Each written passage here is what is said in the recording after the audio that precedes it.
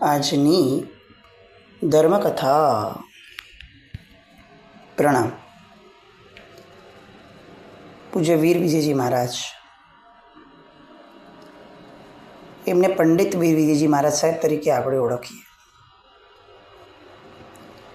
કેમ પંડિત શબ્દ લાગે છે? ફક્ત આ એક પ્રશ્નનો જવાબ મેળવતા આપણને 150 દિવસ લાગ્યા. એમનું ચાતુર્ય, એમની સમજણ, એમનું શ્રદ્ધાન, એમની કળા, કર્મગ્રંથના જટિલ પદાર્થોને કાવ્યાત્મક સ્વરૂપ આપવાની કળા, અલગ અલગ પ્રકારની પૂજાઓની અંદરમાં તે પ્રકારના કર્મોને ઘટિત કરવાની કળા. પંડિતાઈની તો બીજું શું કહીએ આપણે. અને આવું પંડિતપણું જેમને પોતાના ગુરુ તરફથી મળ્યું હતું, પ્રસ્થાપિત થઈને મળ્યું હતું, એવા પૂજ્યશ્રીની આ વાતો.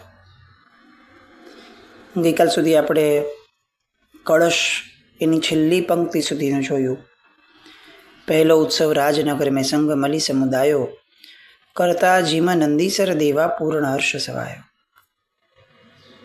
હવે છેલ્લો કળશ, છેલ્લી 4 પંક્તિ કે જેની અંદરમાં હવે એ પોતાનું હૃદય ખુલ્લું મૂકે છે. અત્યાર સુધી લઘુતા ગુણના કારણે એમણે જેટલી પણ રચના થઈ એ બધાને ક્રેડિટ જેટલા લોકોને આપવા જેવી લાગી હતી એ બધાને આપી. આ એમનો મૂળભૂત સ્વભાવ. હવે જે છેલ્લી 4 પંક્તિ લખે છે એમાં આ રચના દ્વારા એમને શું પ્રાપ્ત થયું, આ રચના દ્વારા એમના હૃદયમાં કયો ઉમળકો પ્રગટ્યો, આ રચના જગતને શું અસર કરશે એ પછીનો વિષય.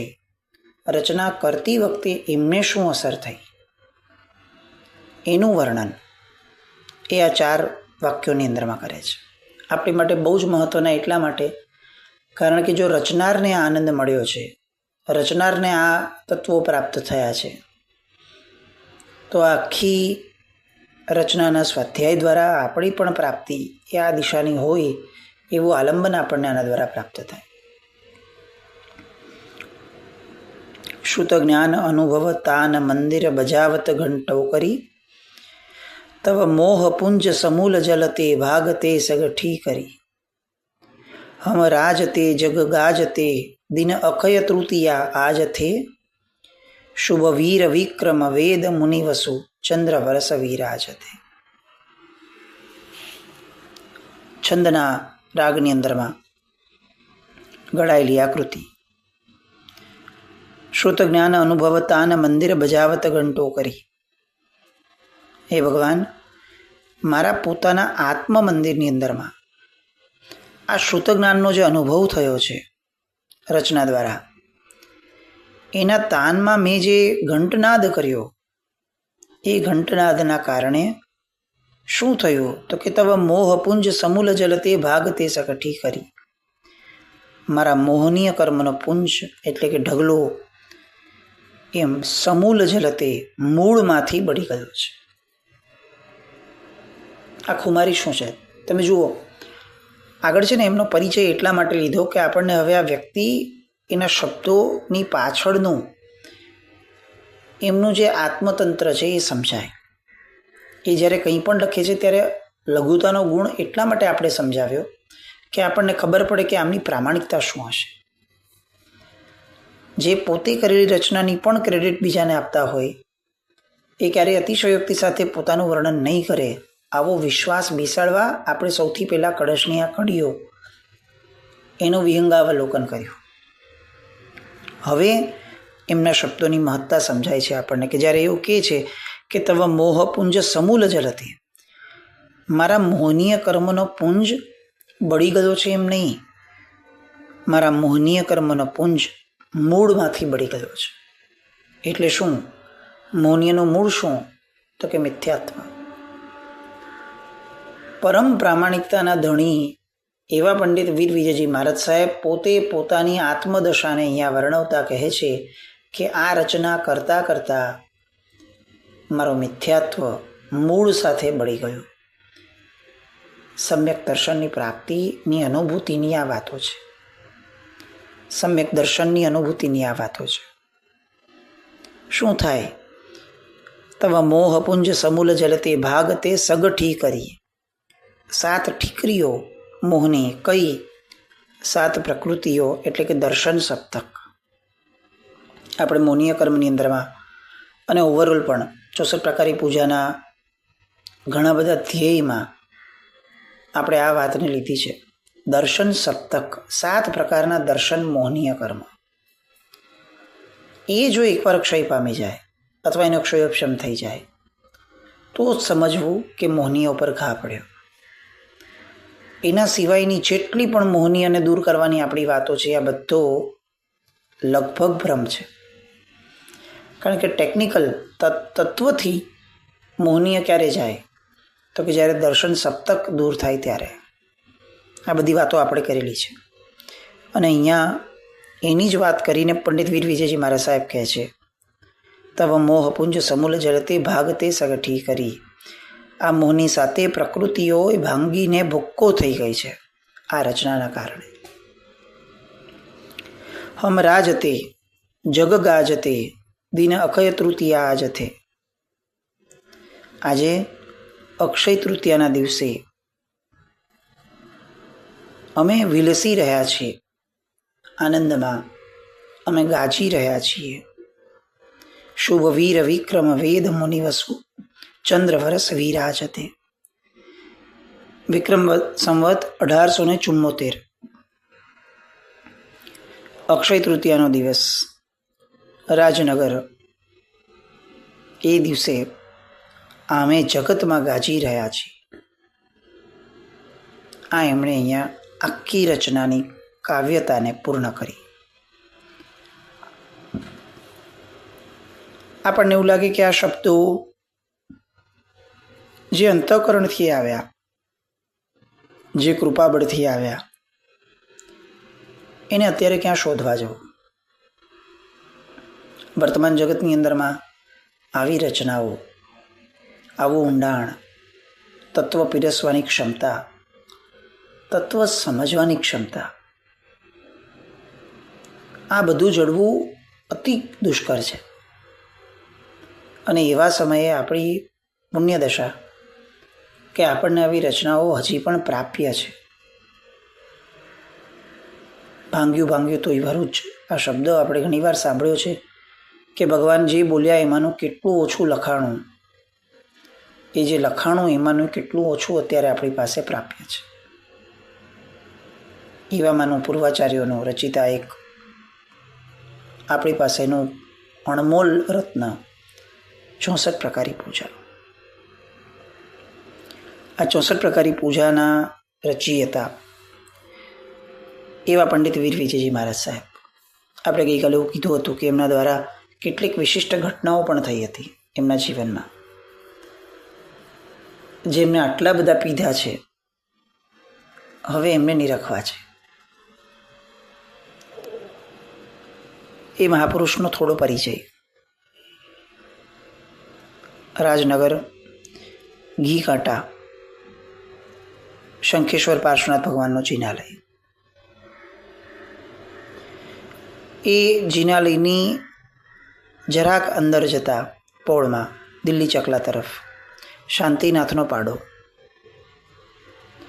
અને એમાં એક મકાન, એક બ્રાહ્મણનું મકાન. એ મકાનની અંદરમાં કેશવરામ નામના બ્રાહ્મણ, એમની પત્નીનું નામ ગંગા, વિક્રમ સંવત 1829, અને એક કર્મકાંડી બ્રાહ્મણ, એમના ઘરે એક બાળકનો જન્મ થયો. યજ્ઞેશ્વર નામના બ્રાહ્મણ, બીજકોર નામની માતા, અને પોતાનું નામ, એમનું જે બાળક જન્મ્યું એનું નામ પડ્યું કેશવરામ, બહેનનું નામ ગંગા. આ કેશવરામને સમય જતાં પરણાવ્યો. દેગામની રડિયાત નામની બ્રાહ્મણ કન્યા સાથે આ કેશવરામના લગ્ન થયા. થોડોક જ સમય વીત્યો હશે અને પિતાનું અવસાન થયું. નાનપણથી લાડકોડમાં ઉછરેલા પિતા બહુ જ વ્યવસ્થિત અને બહુ પ્રચલિત, એટલે લોકો વારંવાર કંઈ પણ પ્રસંગ હોય એમને બોલાવે. બ્રાહ્મણ છે એટલે ફક્ત દક્ષિણા આપે એવું નહીં, બીજું ઘણું આપે, અને એમાં ને એમાં ઘર બહુ સરસ રીતે ચાલતું હતું. અચાનકથી પિતાનું મૃત્યુ. પોતે બહુ કર્મકાંડ તો શીખ્યા નથી, જે થોડું ઘણું શીખ્યા છે પણ એની સાથે કામ કરવાની કોઈ વૃત્તિ નથી મેળવી, કારણ કે અત્યાર સુધી સંસ્કાર જ નથી પાડ્યો કામનો. બસ ખાઈ રાખે અને ઘરે બેસે.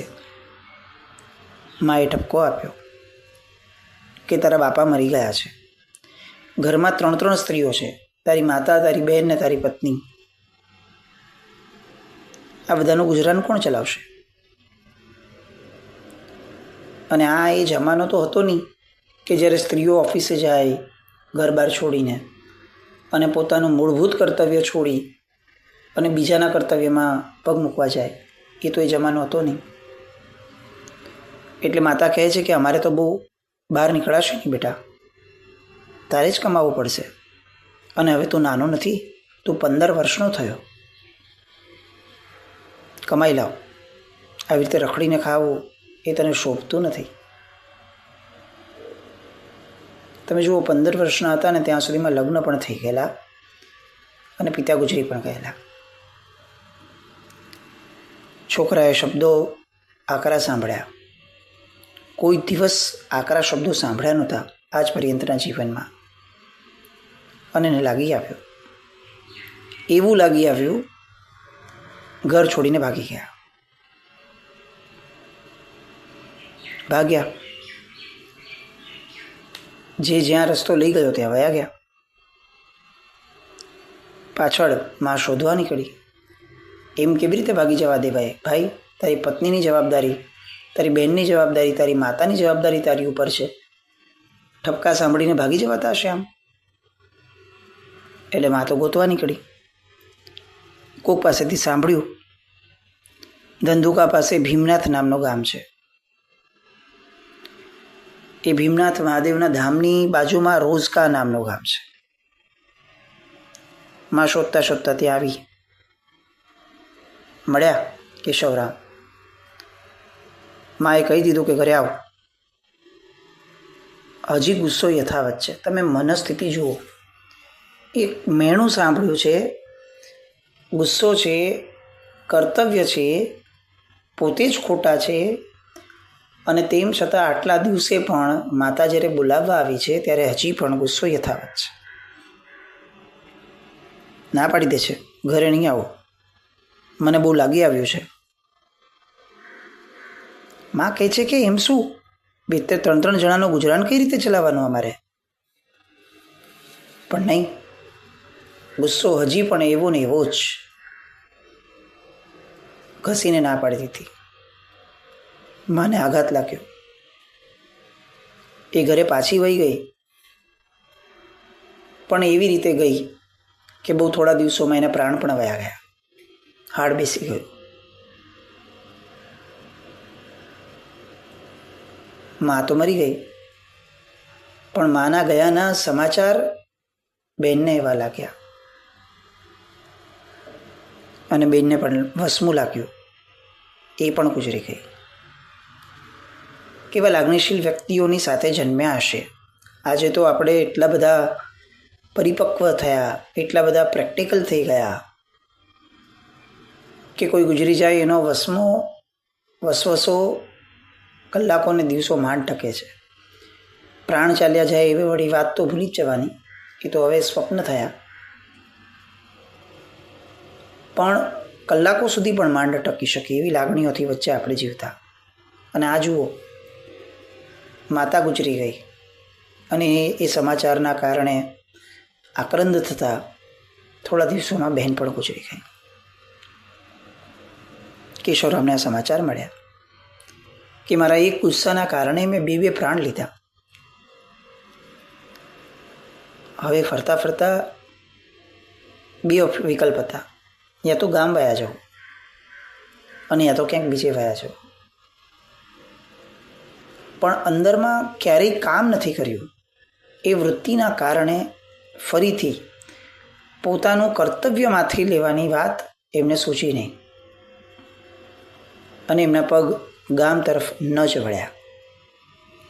પોતાની કોઈ જવાબદારી હતી? કંઈ જ નહીં. મારી પાછળ શું થયું? કંઈ જ વિચાર નહીં. નીકળી પડ્યા ધંધોકાથી. પગ જ્યાં લઈ જાય ત્યાં જવાનું. ખાવા પીવા કંઈ મળે નહીં, કારણ કે કોઈ કામ બામ કર્યું નથી. ચાલી જ રાખે. પગ એમને પાલીતાણા લઈ ગયા. ભૂખ અને તરસની પીડા હવે પરાકાષ્ઠાએ પહોંચી. પાલીતાણા પહોંચ્યા અને રસ્તા પર જ પડી ગયા. બીમાર તો છે જ, સાથે ભૂખ્યા છે. બધા જુએ છે કે કોઈક પડેલું છે રસ્તામાં, પણ કોઈ હાથ નથી લગાડતું, કોઈ નજીક નથી જતું, કારણ કે અજાણ્યો માણસ છે. હશે કોઈ, આવું વિચારીને બધા ચાલ્યા જાય. પાલીતાણા છે, કેટલા બધા યાત્રિકો આવતા હશે, પણ બધાને યા તો યાત્રાની ઉતાવળ હોય યા તો ઘરે જવાની ઉતાવળ હોય. કોણ જુએ અને જુએ તો કોણ એને અડવા જાય? ત્યાં ને ત્યાં પડ્યા રહ્યા. પણ એવામાં એક મહાપુરુષના એ દિશા તરફના પગલાં થયા. એ મહાપુરુષ એટલે શુભ વિજયજી મહારાજ. આપણે જે શબ્દ વારંવાર સાંભળીએ છીએ, શુભ વીર વિજય, શુભ વીર, એમાંના શુભ જે છે એ કોઈ કામે ત્યાંથી નીકળ્યા હશે અને એણે આને પડેલો જોયો, કેશવરામને. મોઢે ફીણ વળી ગયા છે, માખીઓ બણબણે છે, ચોટલી અને જનોઈ જોઈ છે, એટલે બ્રાહ્મણ છે એવો ખ્યાલ આવી ગયો. સાથે શ્રાવકો હતા અને મહારાજે કીધું કે આને લઈ લો, આપણા ઉપાશ્રય લઈ આવ્યો.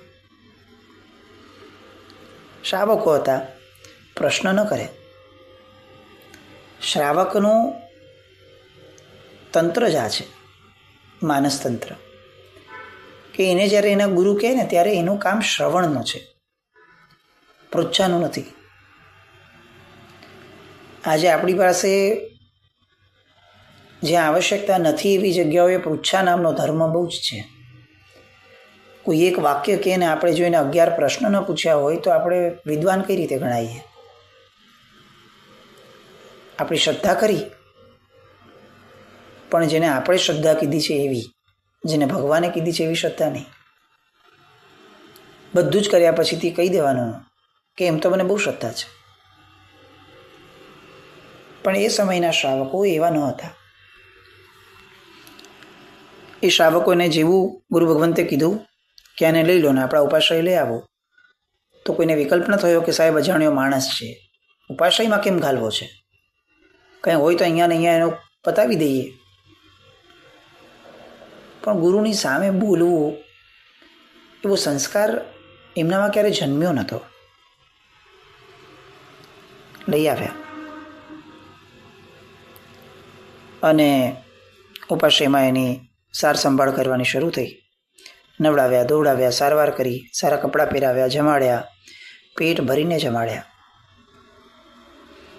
પછી બેસાડ્યા ગુરુ ભગવંતની સામે અને પૂછ્યું, કોણ છો?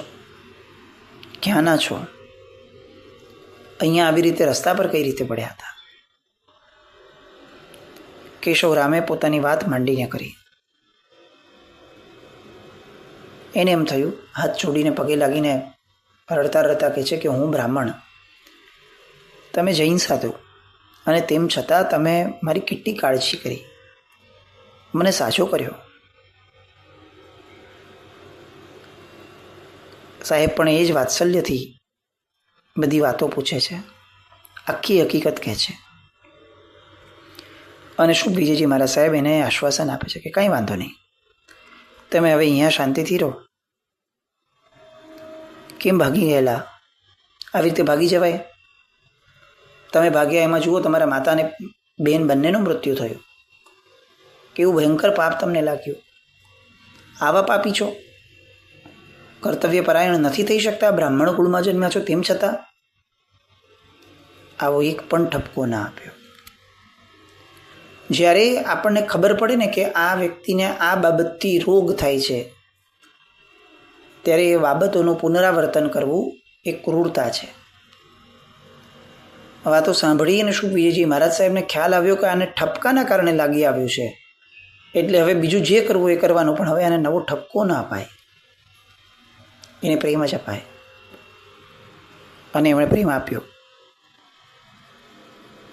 સ્વસ્થ થયા. કેટલાક દિવસો વીત્યા, તનની સાથે મન પણ સ્વસ્થ થયું. અને હવે કેશવરામે પોતાની જવાબદારીઓ સમજી શુભ વ્યક્તિની ઉર્જામાં છે એટલે શુભતા પામી. અને એમણે એમ પૂછ્યું કે પ્રભુ, મને ઘરે જવાની રજા આપો. અને ત્યારે શુભ વિજયજી મહારાજ સાહેબ કરુણામૂર્તિ એ પ્રશ્નની સામે હવે એમને એક પ્રશ્ન કરે છે. એવો પ્રશ્ન કે જેનો જવાબ કેશવરામ પાસે નહોતો. એવો પ્રશ્ન કે જે આપણે પણ આપણી જાતને ઘણી વાર પૂછવો જોઈએ.